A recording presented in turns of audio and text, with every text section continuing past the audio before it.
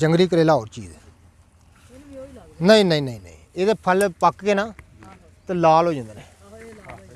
ठीक है ठीक हो। यह वे कड़वी पड़वेल इनू अख फूटी भी जाती नहीं। एक अख च छेटे पै जाइए ना अख सुज के भड़ोला बन जाती है। ए पक्के ना देखो लाल होंगे आ देखो इस तरह इन्होंने लाल हो जाते हैं। ਸ਼ੂਗਰ ਤੇ ਇਹਨਾਂ ਕੋ ਕੰਮ ਕਰਦੀ ਹੈ ਜਿਹਦਾ ਸ਼ਮਾਰੀ ਕੋ ਨਹੀਂ। ਇਹਦਾ ਫੁੱਲੇ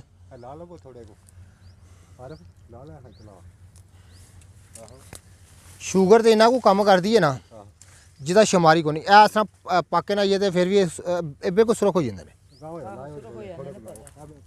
ਇਹ ਕੜਵੀ ਪ੍ਰਵੇਲ ਇਹਨੂੰ ਆਮ ਜ਼ਬਾਨ ਦੇ ਅੰਗ ਫੂਟੀ ਵੀ ਜਾਂਦੇ ਨੇ।